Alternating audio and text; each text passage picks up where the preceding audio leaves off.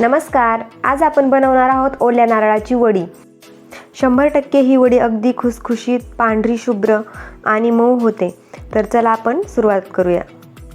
आता आपण या वाटीने 3 वाटी ओलं खोबरं, बारीक केलेलं ओलं खोबरं घेणार आहोत।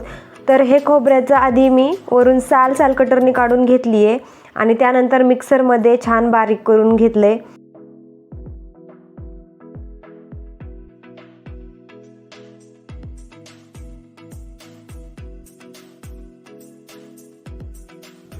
हे पहा, मी हे 3 वाटी बारीक केलेलं खोबरं काढून घेतले। कढई गरम झाली आहे। आता आपण यामध्ये 1 चमचा साजूक तूप टाकून घेऊया आणि यानंतर आपण यामध्ये बारीक केलेले खोबरे टाकून घेऊया। लो हीटवरती आपण ही पूर्ण वडी तयार करून घेणार आहोत। त्यासाठी शक्यतो आपल्याला जाडबुडाची कढई वापरायची आहे, त्यामुळे आपले मिश्रण करपणार नाही आणि वडी एकदम छान तयार होईल। एकदम हलकासा कलर चेंज होईपर्यंतच आपल्याला हे खोबरं परतून घ्यायचे, म्हणजे साधारणतः 2-3 मिनिटं हे खोबरं आपल्याला परतून घ्यायचे आणि एकसारखं हलवत राहायचे। हे पहा, एकदम मस्त हलकासा कलर चेंज झालाय। आता आपण गॅस बंद करून घेऊ आणि यामध्ये साखर टाकून घेऊ। यामध्ये आपण 1.5 वाटी साखर टाकून घेऊ। ज्या वाटीने तुम्ही बारीक केलेले खोबरे मोजून घेतले त्याच वाटीने साखर घ्यायची आहे। यामध्ये आपण 1 छोटा चमचा विलायची पावडर टाकली आहे। आता गॅस चालू करून घ्यायचा आहे आणि लो हीटवरतीच हे मिश्रण व्यवस्थित परतून घ्यायचे, एकसारखं हलवत राहायचे, ज्यामुळे ते करपणार नाही। 4 ते 5 मिनिटं हे मिश्रण परतून घ्यायचं आणि त्यामध्ये 3 ते 4 चमचे दूध टाकून घ्यायचे। दुधामुळे वडीला एकदम छान टेस्ट येते आणि वडी एकदम मस्त बनते। हे मिश्रण हळूहळू ओलसर होत जातं। 4-5 मिनिटे आपण हे मिश्रण परतून घेतले आणि ते अगदी ओलसर झालंय। आता यामध्ये आपण 3 ते 4 चमचे दूध टाकून घेऊया। आता छान घट्ट होईपर्यंत आपण हे परतून घेऊ। हे मिश्रण जेव्हा वडीसाठी पूर्ण तयार होते त्यावेळी ते परतताना जड लागते आणि घट्ट होते। त्याचबरोबर आतून कढईला मिश्रणाच्या साईडने पांढरा थर दिसायला लागतो, तेव्हा ते मिश्रण रेडी असते।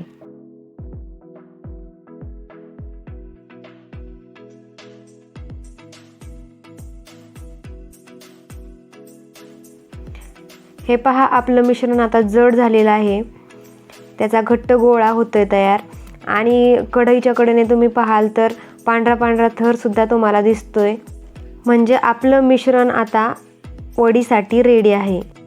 गॅस बंद केलाय। आता आपण पोळपाटाला तूप लावून घेऊया आणि यावरती हे मिश्रण काढून घेऊ।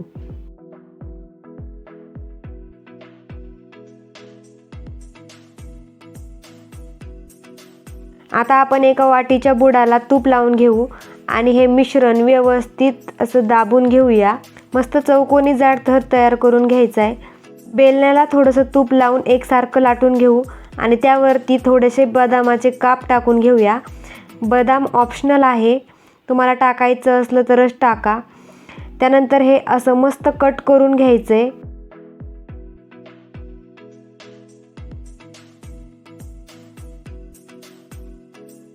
हे पहा, आपण मस्त कट करून घेतलेले आहेत वड्या। आता तुम्हाला मी यातली एक वडी काढून दाखवते।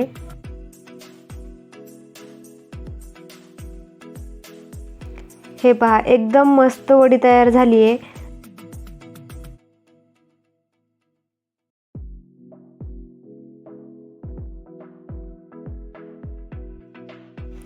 हे पहा, एकदम मस्त छान वडी तयार आहे, एकदम पांढरी शुभ्र दिसते। कुठल्याही उपवासाला चालते ही वडी, त्यामुळे तुम्ही ही एकदा नक्की घरी ट्राय करून पहा। आता महाशिवरात्र येते, तर मग पटकन वडी तयार करा बरं आणि रेसिपी शेअर सुद्धा करा। ही पहा, वडी एकदम मऊ होते, तुम्हाला दाखवते मी। हे पहा, एकदम सॉफ्ट, मऊ आणि स्वीट। रेसिपी आवडली असेल तर नक्की कळवा आणि सबस्क्राईब करा। थँक्यू।